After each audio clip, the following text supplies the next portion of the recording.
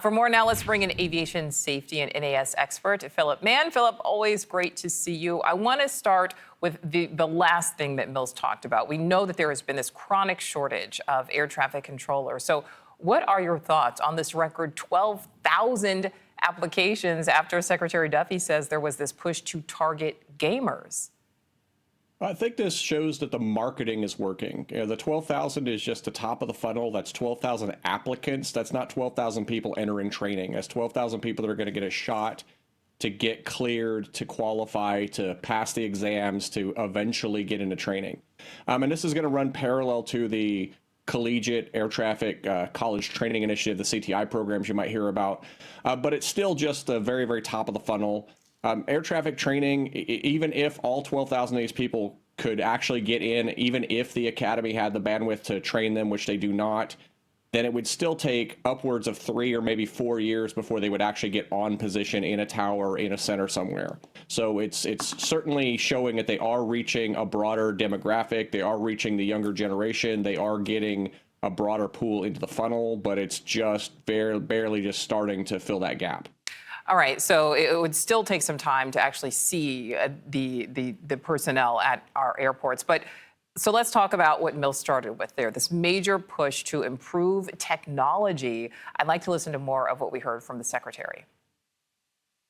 The tools that are being developed will be incredibly helpful to air traffic controllers.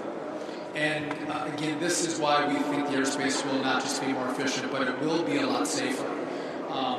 To assist the men and women on the front line in towers and TRACONs across the system, to have additional tools to make their jobs easier. As technology has made all of our jobs easier throughout the course of the last years and decades, we think controllers should have those same tools to assist them in how they do their work. All right, so we know that there's certainly a vital need to replace that aging equipment, but as part of this improvement, the FAA currently accepting bids to develop artificial intelligence software to help air traffic controllers. Secretary Duffy says the goal is to help anticipate schedule conflicts to improve planning for bottlenecks at busy airports. I mean, we saw what just happened in Nashville. So what are your thoughts on incorporating AI?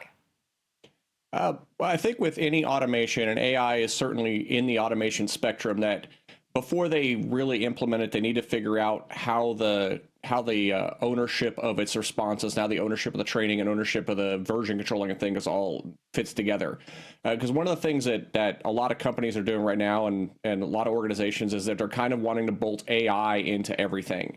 There's this idea that AI is this magical technology, and it isn't. The AI can do some things really well, and it does a lot of safety critical things very poorly.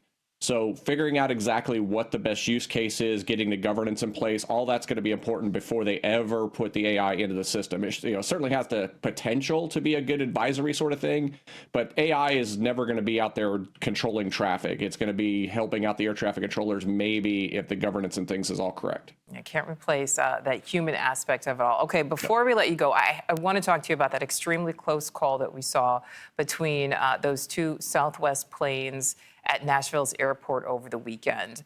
At their closest point, they were essentially on top of each other. The vertical separation between the planes, just 500 feet. Talk about the implications. I mean, how close was that to being a tragedy? Well, 500 feet is still, that's still a pretty good distance. But this is an example of the systems working properly even when the people are imperfect. Somewhere along the line, these aircraft got vectored together. They got pointed the same direction, but each aircraft responded to the alerts that they had in a cockpit.